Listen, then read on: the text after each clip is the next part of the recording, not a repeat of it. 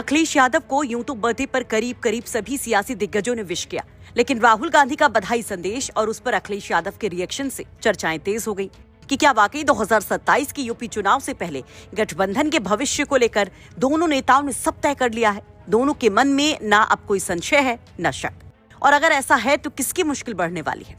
Social media से लेकर सियासी गलियारे तक चर्चाएं शुरू हो गई सपा कांग्रेस के गठबंधन को लेकर, क्योंकि अभी कुछ दिन पहले ही राहुल गांधी के बर्थडे पर भी कुछ ऐसा ही हुआ था। लेकिन इस बीच कांग्रेस के दिग्गज नेता लगातार बयानबाजी भी करते रहे। इमरान मसूद ने तो यहां तक दावा किया कि उनकी कांग्रेस पार्टी 403 सीटों पर चुनाव लड़ने की तैयारी कर रही है। वहीं कांग्रेस के प्रदेश प्रभारी राजेंद्र पाल गौतम ने 50-50 सीट शेयरिंग फॉर्मूले की बात की। इन बयानों से गठबंधन को लेकर तमाम सवाल उठे। तो क्या अब हो गया है फैसला? क्या होगा गठबंधन का भविष्य? वो जानने के लिए पहले राहुल गांधी का ये पोस्ट देखिए। सपा चीफ अखिलेश यादव को बर्थडे विश करते हुए लोकसभा में विपक्ष के नेता राहुल गांधी क्या कुछ कहते हैं। राहुल गांधी ने एक्स पर अखिलेश यादव को जन्मदिन की बधाई दी। वो लिखते हैं, जन्मदिन की बहुत बहुत बधाई अखिलेश यादव जी। पीडीए पिछड़े, दलित और अल्पसंख्यक वर्ग की हिस्सेदारी से सामाजिक न्याय का संकल्प हम मिलकर पूरा करेंगे। अच्छे स्वास्थ्य और खुशहाल जीवन के लिए शुभकामनाएं। इस संदेश को केवल बधाई नहीं बल्कि एक बड़े सियासी संदेश के तौर पर देखा गया कि पीडीए यानी पिछड़ा, दलित, अल्पसंख्यक जो अखिलेश यादव की रणनीति का सबसे अहम हिस्सा है। राहुल गांधी उसी ट्रैक पर चलकर अखिलेश यादव को जो बधाई दे रहे हैं, क्या वो कांग्रेस और समाजवादी पार्टी के बीच भविष्य की साझेदारी को लेकर एक बड़ा संदेश दे रहे हैं? इन चर्चाओं के बीच अखिलेश यादव का जवाब भी आता है। अखिलेश यादव राहुल गांधी को शुक्रिया कहते हुए लिखते हैं, जन्मदिन की बधाई देने के लिए राहुल गांधी को बहुत बहुत धन्यवाद। सामाजिक न्याय का राज लाने में साथ निभाने वाले सब लोगों का स्वागत है। हमें अपनी एकता का संकल्प हर बार दोहराना है और सांप्रदायिक ताकतों को दबे छिपे लाभ पहुंचाने वालों के चेहरे से पर्दा हटाना है। वो कहते हैं, पीडीए राजनीति से बहुत ऊपर उठकर देश की 95% उस आबादी के हक, अधिकार, मान सम्मान, खुशहाली, तरक्की का आंदोलन है जो सदियों से हर समाज में शोषित, वंचित, गरीब रहे हैं।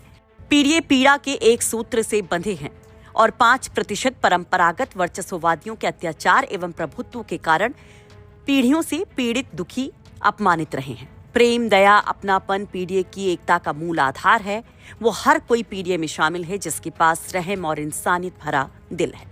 दरअसल सपा लंबे समय से पीडीए को धार देने में लगी हुई है। अखिलेश यादव का तो यहाँ तक मानना है कि पीडीए यूपी की सत्ता को पलट देगा। 2024 के लोकसभा चुनाव में इसका बड़ा असर भी देखने को मिल चुका है, जब सपा ने बीजेपी के पूर्ण बहुमत के सपने को ही तोड़ दिया था। 37 सीटें पाकर सपा लोकसभा जब पहुंचती है तो बीजेपी के सामने सबसे बड़ी चुनौती नजर आती है। राजनीतिक विश्लेषकों का मानना है कि राहुल गांधी का पीडीए जिक्र इसी रणनीति को मजबूत करने की ओर बड़ा इशारा है, और ये भी कहा जा रहा है कि इसका बड़ा असर 2027 के चुनावी माहौल पर भी पड़ सकता है। वैसे राहुल गांधी के बर्थडे पर जो कुछ हुआ था, जरा उस पर भी नजर डाल लीजिए। 19 जून को राहुल गांधी के हैप्पी बर्थडे पर अखिलेश यादव ने विश करते हुए कहा, देश प्रेम, मानवता एवं सत्य के हमसफर, हम एक लक्ष्य के। श्री राहुल गांधी जी को सार्थक, सक्रिय जीवन की सत्कामनाओं के साथ जन्मदिन की हार्दिक शुभकामनाएं। इस पर राहुल गांधी अखिलेश यादव को कोट करते हुए शुक्रिया अदा करते हैं और लिखते हैं, अखिलेश जी, आपकी शुभकामनाओं के लिए हार्दिक धन्यवाद।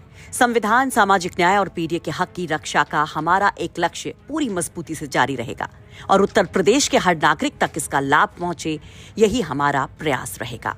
केवल राहुल गांधी ही नहीं बल्कि कांग्रेस के अध्यक्ष मल्लिकार्जुन खड़गे ने भी अखिलेश यादव को जन्मदिन की शुभकामनाएं दी, और इन शुभकामना संदेशों को महज औपचारिक संदेश नहीं बल्कि एक विपक्षी एकता के बड़े संकेत के तौर पर भी देखा जा रहा है। इस पर आप क्या कहेंगे? अपनी राय कमेंट बॉक्स में जरूर रखिए।